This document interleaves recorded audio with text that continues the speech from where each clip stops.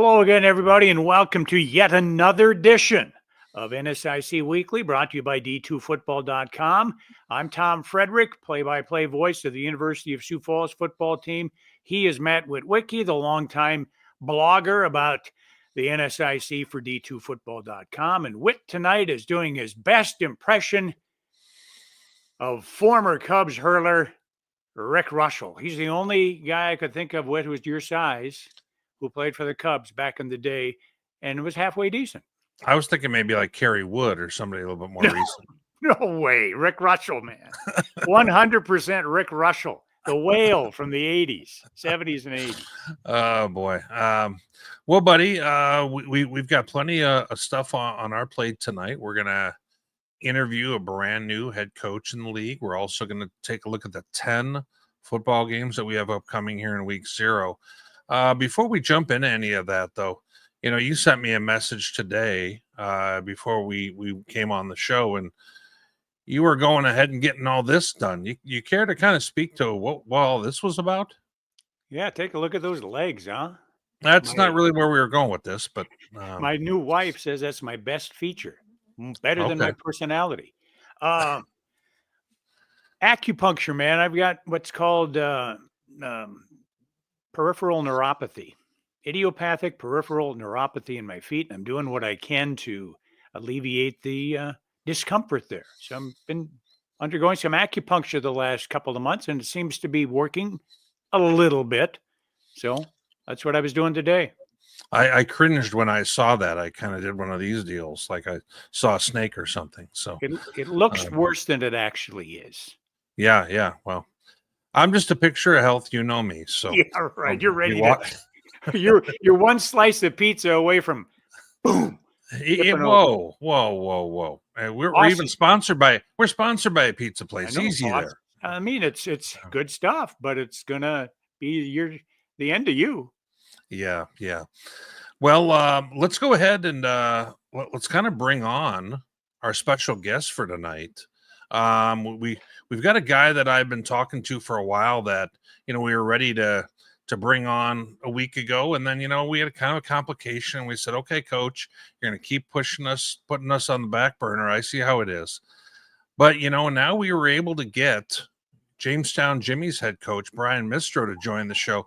Coach, you're with us. Go ahead and talk to us a little bit, would you? Well, first off, you know, never pushing you guys back, but I did have my wife tell me that if I wasn't at kindergarten open house that night, that I might not have made it back into the house. So I went ahead and chose her over you guys. And I hope that's not going to be held against me throughout the rest of this rest of the show, because God forbid, and we don't need any more pizza jokes. But I feel for you on that, Whit. So I get it. And then Big Rick, Western Illinois' finest. I remember that. I wasn't alive, but I remember that.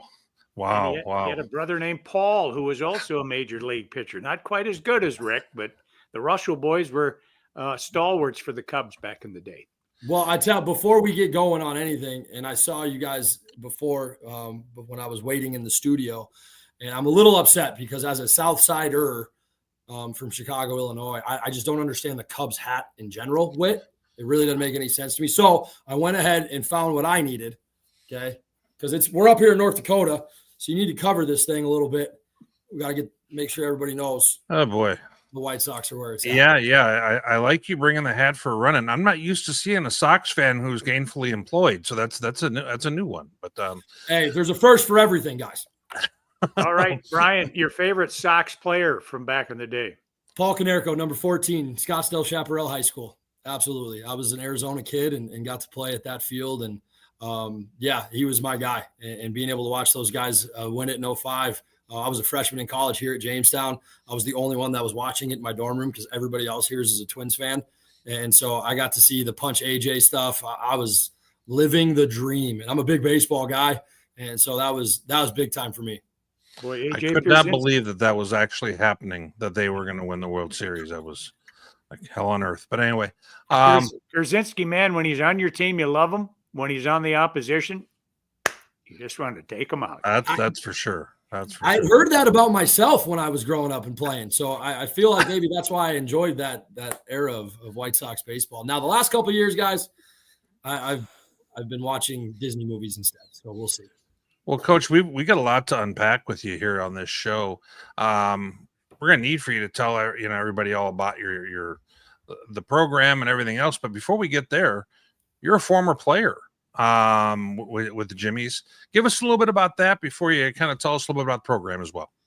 Awesome. So yeah, real quick, I had no idea that I was going to play college football. Back in the day, I sent my DVDs everywhere and didn't get a ton of phone calls back. And then the head football coach here at the time was Tom Dosh, who we have back on staff here now with the Jimmies. And I believe, now I wasn't the first Arizona player ever to play at Jamestown. We had a group of guys that were here prior to me, but they were really good dudes and good players. And so Coach Dosh came down and recruited Arizona. To this day, I still think he was really going after the other player that was in the room at the time. Shout out to Raphael Mack. But I came up on a visit, loved it, and spent my 4 years here. Played for 3 under Coach Dosh and then 1 year under Bud Etzold, who had been the head coach here prior to in the 90s. We had a turnaround, man. 3-7 my freshman year, Coach Dosh's second year here. And then we rattled off, 9-2, 9-2. 7-3 type years. We were one of the winninger program windows there in that time frame. I got to start, fortunately, and able to live my dream as being a football player in college, and met some of the best friends in my life, man. Like the dudes that were in my wedding type thing, and godfathers to my kids. And so I really enjoyed my time here. Plus, we won a lot of football games, and that was fun. And so I felt like, and call me soft or however you want to do it, like, my goal and my calling in this profession, I wanted to come back here. Like that was my goal. And I didn't know I wanted to be a coach necessarily, but I knew Jamestown was a big deal for me. And so when I graduated, I went home, got a real job. So the gainfully employed Southsider, like I had a real job with, and I didn't like it. And so I was on the phone.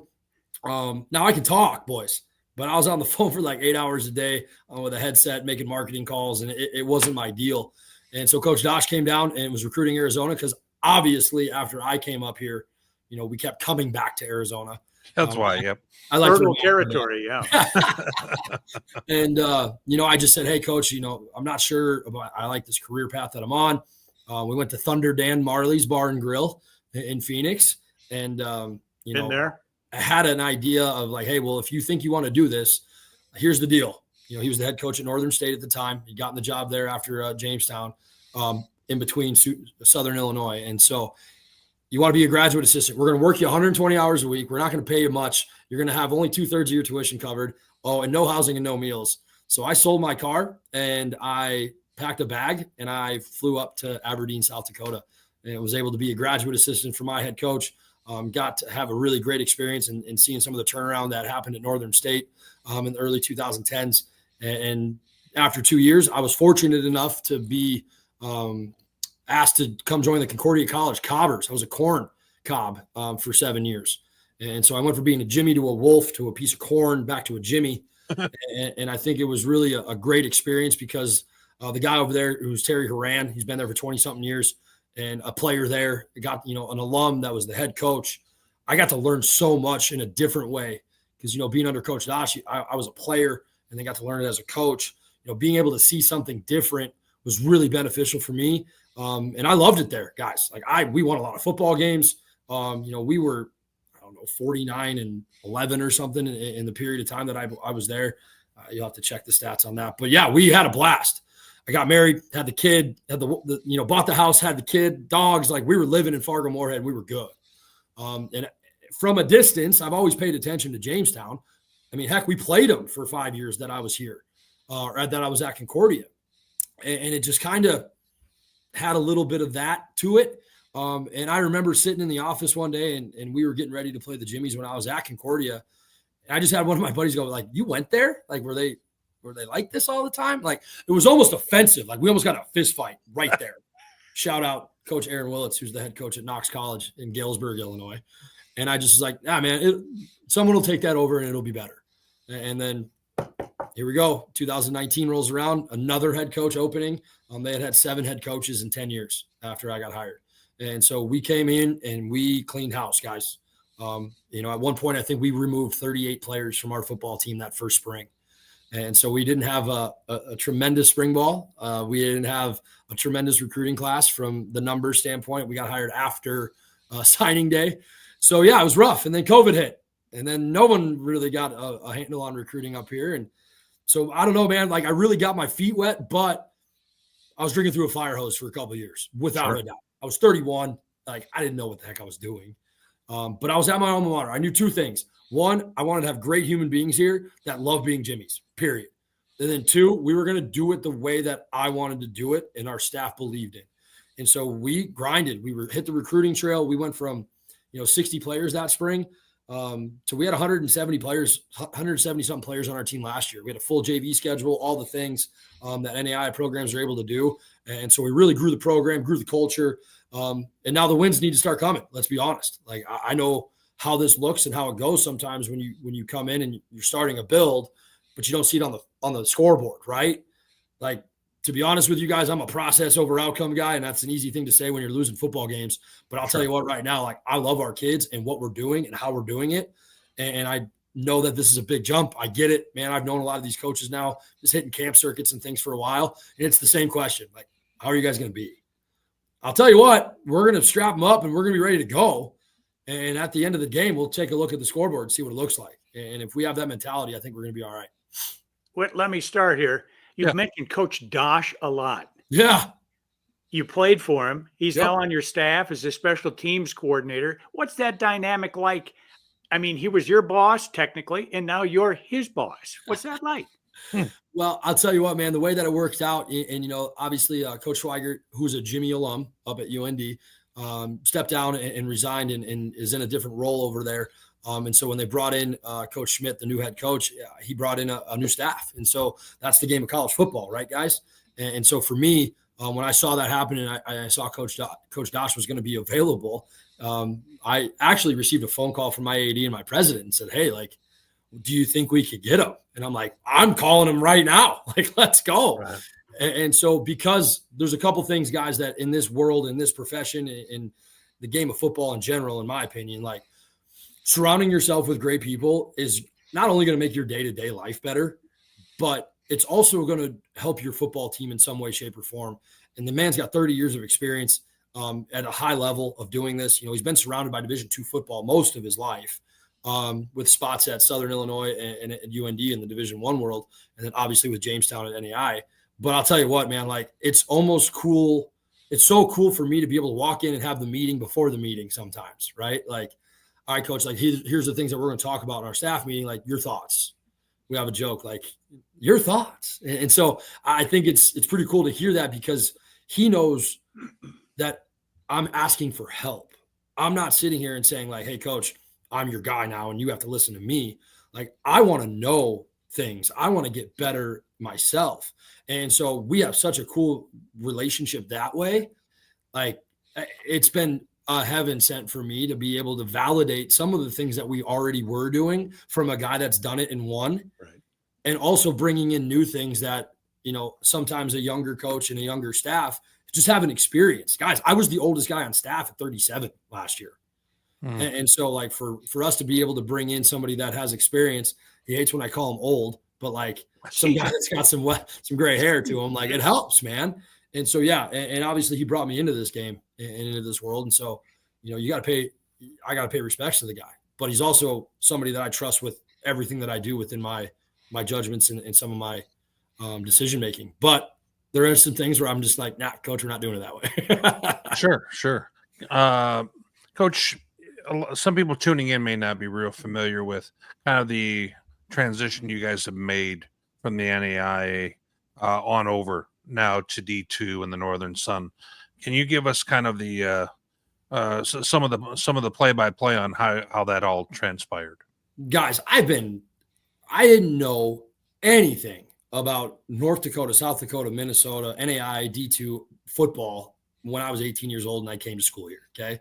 And even then I had heard about D2 stuff. Like, when are you guys going to jump? When are you guys going to move? Obviously Mary had made that move in 2005, 6 in that range. Right.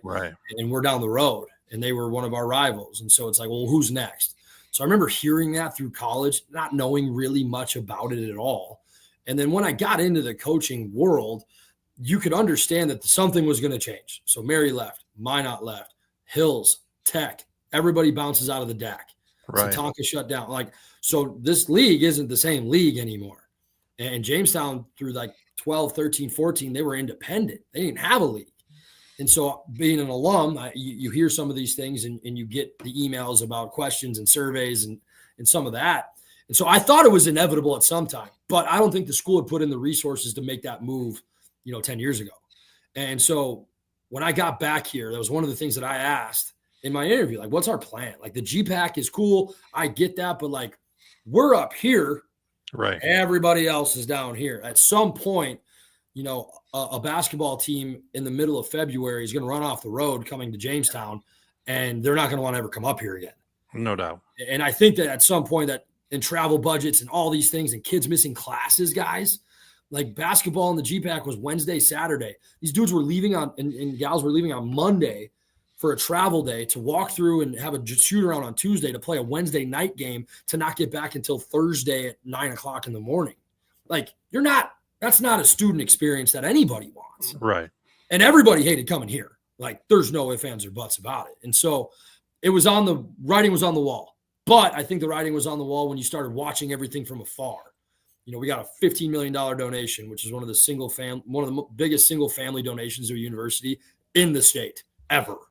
And all of a sudden you get the new stadium, and then you get the new arena. And then now we have an indoor facility, and the weight rooms got $180,000 put into it in the last couple of years, and 35,000 square feet and all the cool things about it.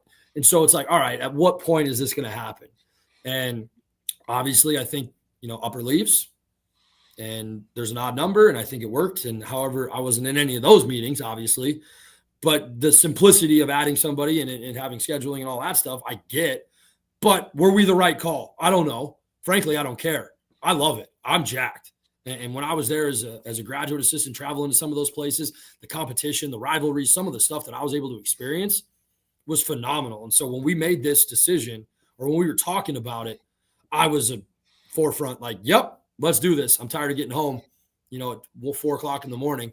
And I'm also, excited about the challenge, guys. Like, we're competitors, right? Like, let's do the thing that we're trying to do here. So yeah, play by play. Here we are. July 1st, they put the stamp on it and said, let's go. Well, you mentioned the resources. Last year when Sioux Falls traveled to Minot for football, we stopped in Jamestown for the walkthrough. Beautiful field, beautiful facility. The basketball facility is gorgeous. I've talked with Steve Linsmeyer, who used to be the play-by-play guy for the Jimmies back in the day. He says nothing but great things about Jamestown. But my grandparents grew up in North Dakota. They lived in North Dakota. The winters in North Dakota are harsh.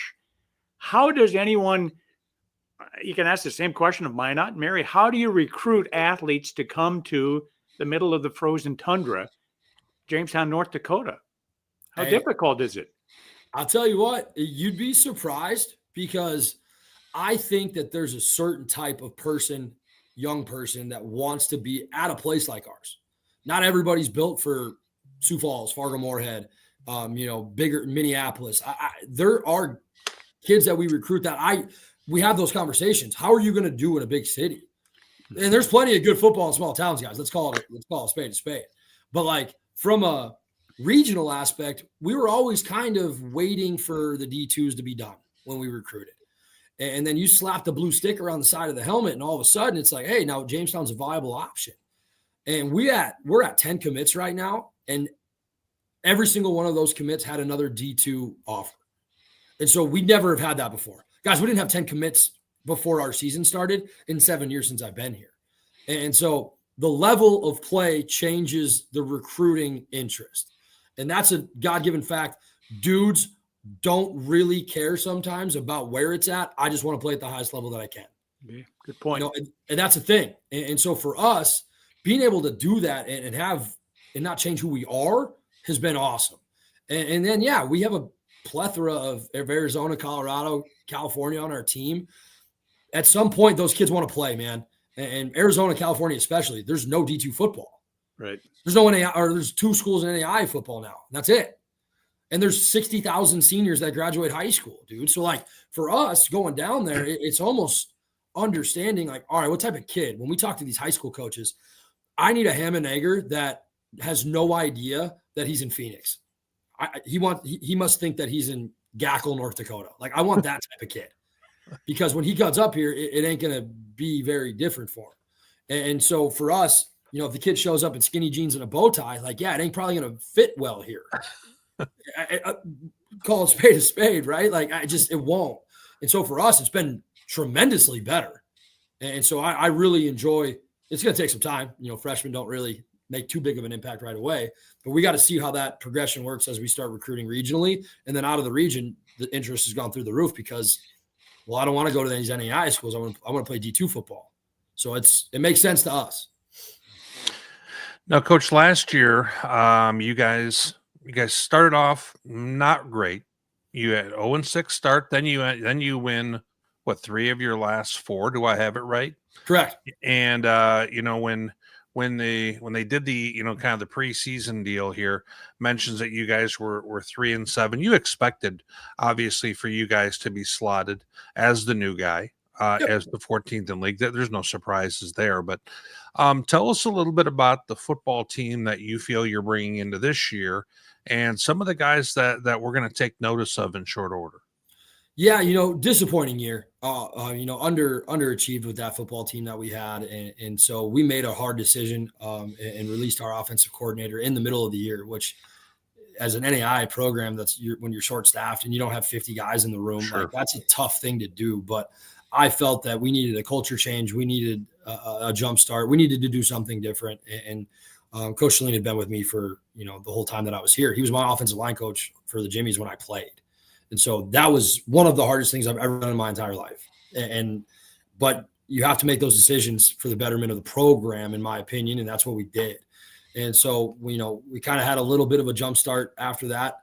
We played better and lost still. And then we rattled off 3 of our last 4 and really gave it to, gave Dickinson State all they could handle, who's a, perennial playoff team in NAI-wise. And so, it was disappointing, but you could see the writing on the wall of what the kids were hungry for.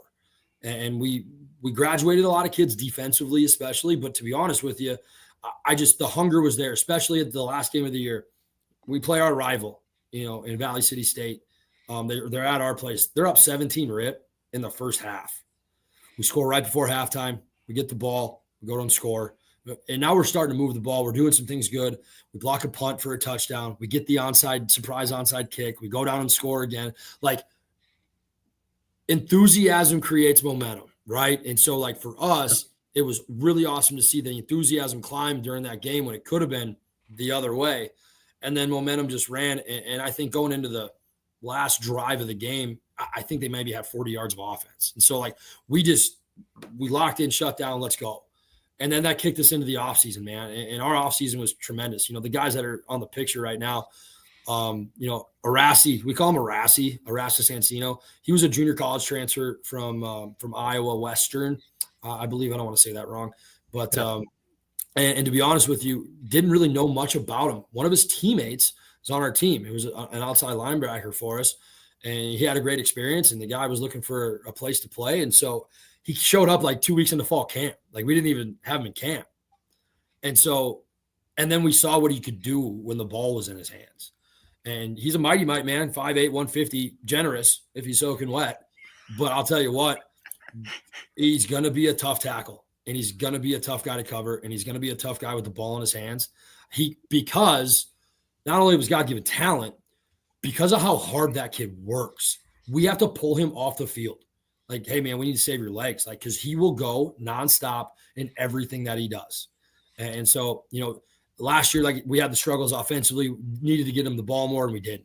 And so he's a guy that we really, really like to see, to have the experience that he can to be better for us. And he has every talent and the ability to do so. The other guy on the side is Herschel Jefferson. Came in 4 years ago now, battled some academic stuff, man. And we deal with that at a place like ours, private education, high academics, all the things that go along into it. He's a battle of adversity guy, and being able to overcome some academic things to be able to come back for a 5th year. he was led the league in the GPAC when we were in the GPAC his last year playing in interceptions, was an all-conference performer.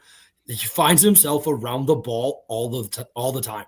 And I think it's because people like to pick on him. He's not very big, but man, he can get up there now. I'll tell you what, as a corner, like he can get up there, and he's just around the ball. He's super smart football-wise, understanding concepts, understanding things that, maybe the corner that's just super athletic and, hey, go cover that guy usually gets. Like he doesn't need that all the time. He can literally do it all, zone and man, and everything that we like about him.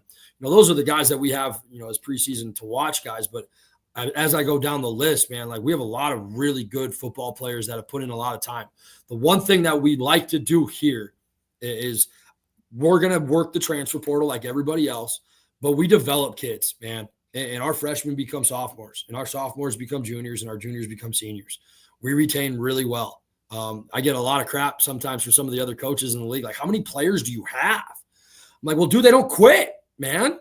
Like, they like being here. I don't know what to tell you. And so you find roles for those kids. And now our special teams is filled with third and fourth year guys that might be third or fourth on the depth chart in their position, but they've been playing a lot of football. It changes the game mentality in that sense too. And so, from that standpoint, offensively, we're going to have a quarterback battle. And we have two guys right now. Nick Martinez came in and started for us and played some games the last couple of years. And then we also brought in a transfer from the University of North Dakota, Cole Henches. So those guys are going to be battling it out. Running back, we've had a guy that's been a pretty steady Eddie for us, Zachariah Hammett from Arizona. That's been really a workhorse. But, man, he takes a beating too. We got to keep him healthy, so we need to supplement some carries and be able to give the ball over to other guys. And so we'll have a little more running back by committee. Wide receiver group's really talented. Talked about Arasi, Colton Schumacher, Nate Burke, some guys that are fourth, fifth year seniors that have played a lot of football for us. Cody Peloton's another slot receiver that's just had a tremendous spring and fall from camp standpoint, like leadership and all the things that go into it. And then the big boys up front, man, like we're going to look the part. I think that there's some merit to saying that we're not going to look like we did potentially the last couple of years. But I also think that there's a lot of proven ground that needs to happen with some of these guys. And then defensively, we're replacing a lot. There's 9 dudes that are no longer on our football team that played a lot of football for us. Right. But the guys replacing them are third and fourth year dudes, man. And so being able to have a confident group there is going to be important. And then specialist wise, we return our place kicker and our kickoff guy. And then we'll have a new punter. And so, yeah, I'm jacked right now. We're talking ball. We're talking about my team. I'm in. Let's go. I can't believe you didn't make a career out of sales, because you're just boom, boom, boom here.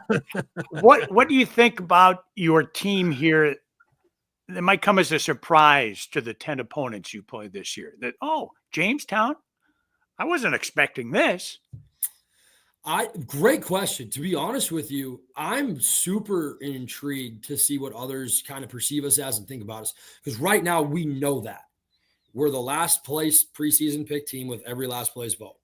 I understand that. Our kids understand that. And I don't care at all. Because I know what we've been building here. Guys, I hate to sound like this. I'm not a young kid anymore. I've been a head coach now for 7 years. I know what type of team we have. Are we going to be as talented as some of the teams in our league? No. And so we're challenging our guys to be the hardest workers. And I think that can come off as cliche and what do you do? But guys, there's upsets every week. Last I checked, for the most part, 50% of the teams win every Saturday and 50% of the teams lose.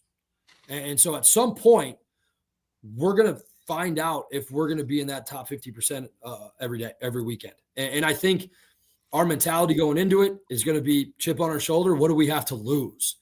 And then I'm interested to see, you do surprise somebody, and then all of a sudden the next team ain't surprised anymore. So now how are we going to react when it's like, all right, we're not going to take a play off? And not, let's be real, there's really good coaching in this league. There's not a team that's going to be like, yeah, we're just going to cakewalk through this one. They're going to have their guys ready. They're going to have their guys prepped, and they're going to say, hey, we should have never let Jamestown in this league. Let's put our foot on them and never let them up. Mentality-wise, that's what they should be saying. And so from that standpoint, let's give them everything we got. What else we got to lose? We lose a game. Great. An opportunity to grow and learn and get better for the next one. Dude, let's go. Coach, we're going to go ahead and take a 2-second look at your schedule here. And first off, before we kind of break down a little bit of what you have on your slate, chop and carry. Yeah, We're show off seeing that. shirt. Yeah, we got it on the shirt. We have it on the helmet here. Tell us a little bit about that, and then kind of break down your schedule a little bit. All right, so we all have those things maybe that happen in our lives, whether it's in our career, whether it's a relationship, whatever. And I read a book. I wasn't a huge reader when I was in my 20s. Okay, loved reading as a kid. Shout out all the Goosebump kids. I read every Goosebump book imaginable. I was a diehard Goosebumps guy. R.L. Stein, baby. Hey, let's go. And so it's okay. We don't need to read these days anyway. We got things like the internet and stuff. We don't need to. Yeah, Speechify. You just read it all for you. Wit. And so I didn't read a lot growing up or in my 20s. And so I hit a stretch there where I was in my sixth or seventh year at Concordia. I'd moved up the ladder a little bit and was named co-recruiting coordinator and co-special teams coordinator, and was the intramural director and all these things, right? So I felt like I was doing okay, but I had this lull of like, why am I doing this? And I think, so I read this book. It's Chop Wood and Carry Water by Joshua Medcalf. Super easy read, and it clicked to me. And whatever it was, it clicked. And so reading the book, it's a story about a samurai archer, man. And I have no idea about that culture or anything. And it just talked about the process of being great and the daily things that you need to do to be great, and how you're always consistently in every choice you make and every decision you do, you're always building your house. And when you go to sell that thing, like, what's it going to look like? And so I used to be such a goal-oriented person that I became very task-oriented. And what that means to the general public, like, what's in front of me right now and how can I be great at it? And then let's stack those up. And as we stack those up, then obviously the goal that we would have had anyway is going to be attainable. And so when it came down to it, it made sense to me, and it gave me a little bit of a different purpose. And when you have a directive purpose, guys, for coaches especially, it clears everything else. All the noise goes away. Everything just matters at that moment and being present. And so that book really explained a lot of that to me. And so that year, I became a chop and carry guy in the defensive backs room at Concordia College. That was our mantra in the room. Guys, I don't care about, how many interceptions you got, how many plays you have. I don't care about the other opponent. I care about, did you wake up and did you decide to be a great teammate today? Did you decide to go eat breakfast today? Are you doing the things that you need to do daily to become great on the field? And when it clicked, now I'm a psychopath about it. And some of the guys really think I'm crazy, man, because ultimately it boils down to this. Are you going to do the things that you need to do when you don't want to do them? Discipline, right? Like, everybody thinks discipline's a bad word. I think the freest people in the world, okay, are the most disciplined. And when you have the freedom that you want to do the things you want to do, that's because you put in the work when it was dark outside, when nobody else was watching, to be able to do those things. And that mindset just stays with me. And I've really enjoyed that our guys have really taken that and gone. Some coaches change it every year and they change the mantra or whatever. Since I arrived on campus, man, it's been chop and carry. And Joshua Medcalf is, I've reached out to him and said thanks about it, and Twitter and X and social media stuff. And so I make sure I tag him in everything that I use it, because that's awesome. I ain't trying to get sued. But I'll tell you what, man, like, it makes sense. So now take that into week one. Okay, we're going to defending NSIC champs at their place in a whiteout where they're going to wear white jerseys. Like, never had a white helmet before. Here you go. Like, we're opening this whole thing. Kirkby's going to be crazy. Heck yeah, let's go. What type of atmosphere would you rather be in, guys? Like, let's make sure that we chop and carry in everything that we do. And at the end of the day, we'll see what the scoreboard says. But if we can go forward and put forward everything that we have into that moment, that play, and keep stacking them, we'll be okay. And then, so it's a tough test day one. Coach OJ and I have talked a little bit. It's going to be, they have a game under their belt already, and we won't. We decided not to have the week 0 game. This is our last year of the transition. So not that it really matters because of the way my brain works, but we're not playoff eligible or anything like that anyway. And so to me, it was, let's keep our kids in camp for another week. Let's not get on the road because we weren't going to get anybody to come up here. And let's really be in tune with our conference and what we want to do. And so, yeah, we're opening up with a big one. And then, the last Division II team that I played as a player was Southwest State. And so being able to do that and have that somewhat rivalry in my brain renewed is going to be fun. And obviously they're going through some of their stuff too. I've looked at records and stats and all those things. I've talked to Coach Underwood. Coach Bollerman is a good, I would say, a good friend of mine. We talk a lot in the old Snapchat world, right? And then their defensive line coach coached here with me at Jamestown, Coach Alexander. So gotten to know those guys quite a bit. And so I think it's going to be a battle, and I'm ready. And I think our guys are going to be ready for it. Coach, as we take a look at your schedule, I kind of look left to right on our graphic here. There's immediate thought of, okay, they're jumping into the deep end of the pool here in one of the better conferences in D2. Absolutely, you got Augie and you got Mankato in 2 of your first 3 games. Don't get me wrong. Okay. But at the same time, Coach, I think Tom and I both feel that there's winnable games on this schedule for a team who's just joining the league. And I was going to say, is that the biggest challenge that you have when you look at this schedule week to week? Is if you have a real tough one, how do you keep the air in the balloon, letting your squad know, hey, you know what? Just because we lost that one doesn't mean that every one of them is going to be like that. I believe this wholeheartedly. Like, if you take one on the chin in any way, shape, or form, from whether it's a football game, it's a pickup basketball game, you're playing chess with your grandpa, doesn't matter. Are you gonna get beat twice? And I believe in that, and we've battled that here at Jamestown. Depending on you have a bad loss, can you respawn and be able to not get beat twice? And I think that goes with winning and losing, in my opinion. Let's say you go out and you surprise the heck out of somebody early, and it's like, holy cow.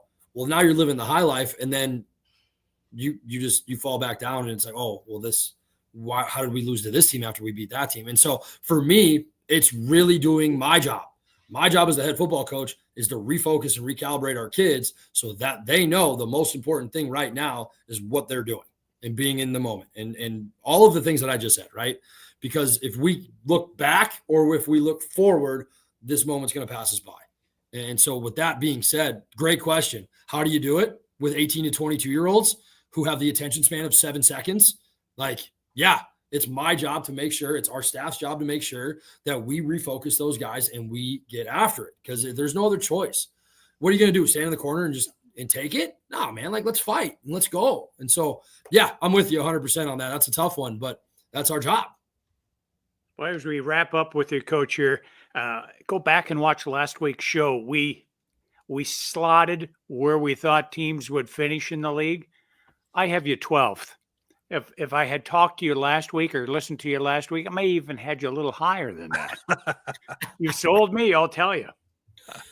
Well, I appreciate it. Yeah, I'll make sure I got some watching I need to do, so I'll make sure I get up to date on that. I think Witt does have you 14th though.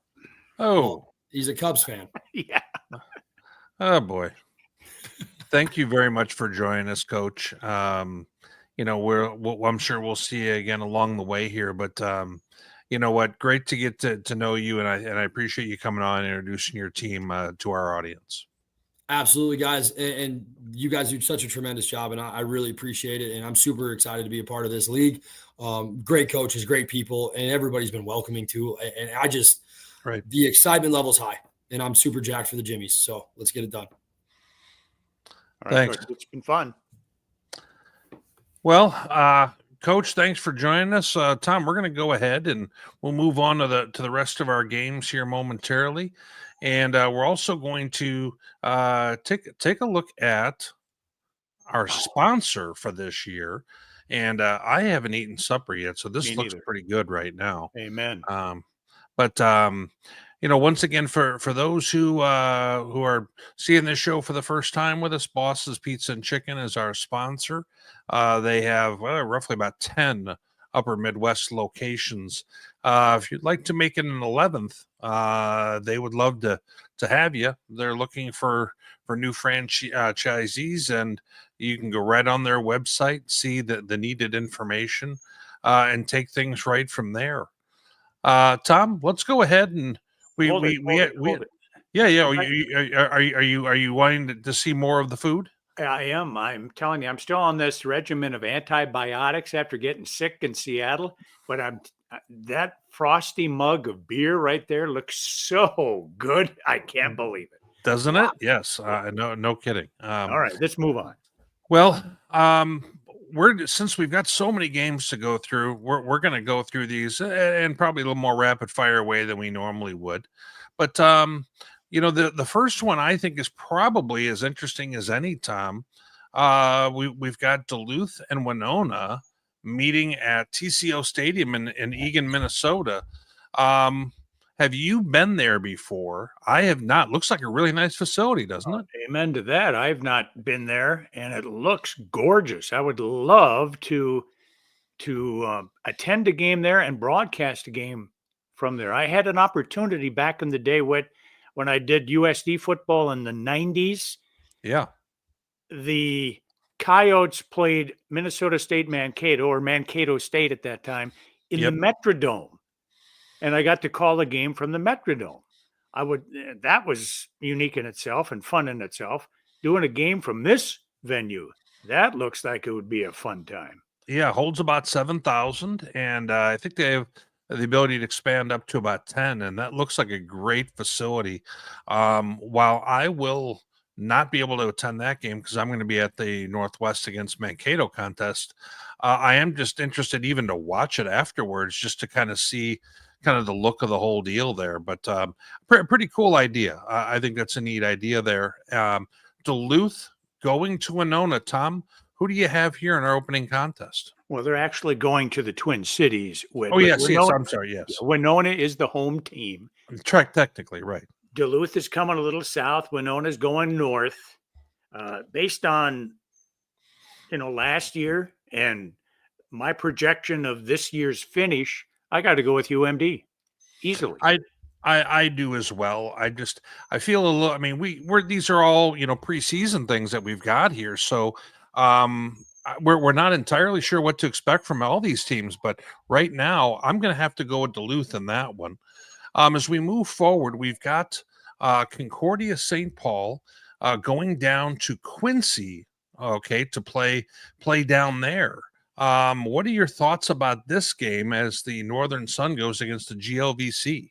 The GLVC, I did a little study here. Indy, Truman State, Upper Iowa picked third in their preseason poll. That's all I need to know about that league right there. They're picked ahead of Quincy. Concordia on the road near St. Louis. I'd like to say Concordia can get a road win, but I'm just not confident that the Golden Bears are going to get it done in week 0. Got to go with the home team here. Don't worry, Coach Courier. I got your back. I'm going to go ahead and take Concordia to be the more physical ball club down there, and I have them winning that contest. All right, we differ. We do. Speaking of physical ball games, we have Northwest going to Mankato. Obviously, they played last year at Northwest. Mankato was able to get the best of them. Do you think Coach McMiniman and his the group that he brings in here, last time he played at Mankato, he was able to come away with a W with his Wayne squad? Do you think he's able to do it again? I don't know. Former Cougar assistant coach and Minnesota State assistant coach Brian Boson is his new quarterback coach at Northwest. He's going back home. I got to go. I can't go against the Mavs. Right there on that field of theirs. It'll be pristine Thursday night. You're going to enjoy yourself, field level. Yeah. I'm going with the Mavs. I just think the Mavs have a much better idea of who they are right now than Northwest does at this point. I'm very interested to see what Coach McMiniman does with the Bearcats, but I'm going with the Mavs here. As we move through the games, we've got once again a rematch from last year. We have Bemidji State going to Michigan Tech, and Michigan Tech took them to the limit an overtime contest a year ago. The Beavers were able to come away with the win. What are your thoughts this time around? Michigan Tech is picked 5th in the GLIAC, which is in Super Region 3 with NSIC competitors now. I like the league overall. Northern Sun to beat a middle of the pack Goliath club here. So I'm going with Bemidji. I've kind of had some trouble with this one because Bemidji, they've just lost a lot on defense, and I think that they're going to have to figure out a lot of things there. They're going to have changeover at quarterback as well. But I do have trust in Coach Bolte, and I'm going to take the Beavers to win this one. All right. We still only differed on one, my friend. We got plenty of time left. So we got Nebraska Kearney. They are playing an in-state rival, Wayne State, as we have an MIAA against Northern Sun matchup. You had a chance to see Kearney up close when they came to Sioux Falls, played USF in a spring game. What are your thoughts about this one? I had forgotten that, truthfully. I don't know what it was. Well, I forget. They were here. You're right. Last April, they were in Sioux Falls. That's it for the show, guys. It's been great. It's old age. I'm telling you. You wait till you get to my age. Your brain doesn't function like it once did. The Lopers are picked 8th in the preseason poll in the MIAA. I like the interstate matchup between schools that are in opposite conferences. I've got a game like that later in the week myself. Yep. Wayne State at home. Let's go with the Wildcats. I am taking the Lopers, Nebraska Kearney. Got a chance to watch them a little bit last year. Physical football team, and I think Wayne's got a few things offensively they need to figure out. They have a chance certainly to prove me wrong here, but they've got a lot of production that to replace, and I feel like Kearney's going to come in there with a little bit of a chip on their shoulder, and we'll see how it goes. Okay, there's our second difference. Now, as we kind of continue on through our contest, we've got the Dragons of Minnesota State Moorhead. Now, they're going to Northern Michigan. Now, this is an interesting one. Northern Michigan has not won a game in their last 2 seasons. They're running the veer up there now. Now, apparently got the better of Duluth in a spring game up there. Now, I don't think Duluth was playing your Kyle Walsh-Jaspers and other things like that, but does that mean maybe Northern Michigan's on an uptick, or do you like Jack Strand and the traveling show of the Dragons? My memory, again, I'm telling you that it's failing at this age, but didn't UMD play Northern Michigan last year and beat them? But it really took a toll on their strength of schedule. It sure did. Ain't going to help Moorhead here. I think Moorhead wins, but Northern Michigan's not going to be a strong club again in 2025, in my estimation. But I'm going with the Dragons. I think the Dragons, I expect them to be better offensively than they were a year ago, and this is a great time for them to come out and really show that. I've got Minnesota State Moorhead winning this one. A game that you have some interest in, the brand new logo. Looks good on the graphic, I might add. Playing at Black Hills State. We've got Josh Bresky, head coach of Black Hills State, who was the former offensive line coach for USF back in the Jed Stugart era. Tom, give me some thoughts about this one. You will be there. Yeah, I got some new swag to wear. Coach Glow hooked me up today. I'll be sporting it Thursday at Lyle Hare Stadium. This is a rival game that dates to the 70s, 80s, and 90s when both these teams were in the old South Dakota Intercollegiate Conference, and it was a heated rivalry. Black Hills has got the most wins in the series, but Sioux Falls has won the last 7, and I think they're going to make it 8 in a row. I think this is a matchup of 2 teams who pride themselves on being very physical ball clubs. And, maybe Black Hills is probably as physical as anybody in the RMAC. I think that Sioux Falls with Cam Dean, I feel like this is the kind of game where he's a real difference maker. Got a feeling that he may get loose. And I like Sioux Falls. I like that they're bringing back a lot, including a lot of that offensive line. So I favor them on the road in this one, but very interested to see what that one looks like. Yep, me too. So we've got an NAIA squad here, Midland University, who is going to be making the trip up to UMary and playing the Marauders. Now, as we take a look, you may be thinking, okay, Midland, they're a GPAC squad, middle of the group there. They're picked fifth in the GPAC, 6-5 club a year ago. So they play. For those who aren't familiar, they play the Morningsides and the Northwestern, Red Raiders from Orange City, Iowa, and squads like that. How do you see this one going? Who do you like? The Morningside and Northwestern are cream of the crop in the NAIA, and Midland played them strong a year ago. They lost to them, but they were competitive games. Mary struggled, but they win one game last year, I think, maybe two at the outset. Right. They were 2-9, 1-9 in the NSIC. They're at home. They should win. Oh, Witt, I'm flipping a coin here. Mary, going with Mary at home. I've gone back and forth on this one a little bit for some of the same reasons you mentioned.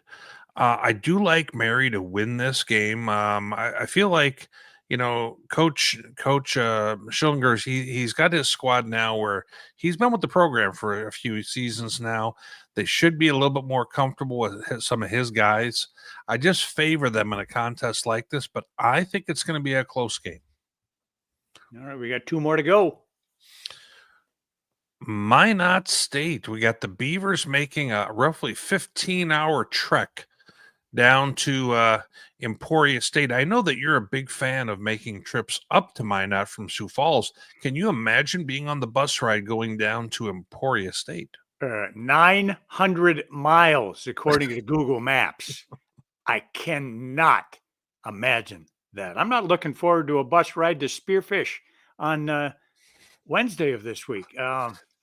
Beavers going that far, playing a team in the MIAA pick to finish middle of the pack. I got to go with the Hornets on their home field.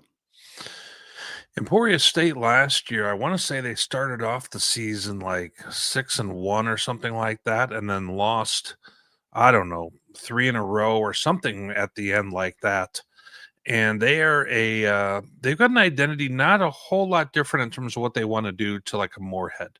They're going to throw the ball around a whole heck of a lot, and they've lost a lot of production offensively, so they're going to have to figure out what they have on some of the new parts. I like Minot State going on the road, fighting Ian Shields. That's right. I am taking Minot and their physical brand of option football. I think that's a tough thing to prepare for when you don't play it in your league, especially. And I am going with the upset here, and I am taking Minot. Oh, you mentioned upset. That reminds me. How come you didn't give us the Massey spread for this week? You know what? It seems like, Tom, the last few years with the way Massey has taken 3 years of play into effect the way they have, I think we've just kind of found that it's less and less useful over time. And we were seeing that on some of our other shows. So I kind of just got it on out of that. All right. Well, we're differed on 3 games here, and you beat the pants off me last year in the standings. I sure as heck hope week 0 doesn't bode more of the same in your favor. Well, let's go ahead and move to our final game. This one is played on Saturday, the only Saturday game of the slate, and we've got Mo West, as they go by now, not Missouri West, Mo West. The Griffins are coming on up I-29. Now that's only about a 4-hour trip from there to go play at Augustana, and Augustana, defending champs in the league, playing an MIAA squad who I think is picked right around 8th in the league. 7th. What are your thoughts about this one? They only won 4 games last year, 2 of them in the league. They're coming up from St. Joe, playing a day game because Augustana does not have lights. That's why they can't play Thursday night early like everybody else. I've got to go with Coach OJ's Vikings convincingly. Here's the deal.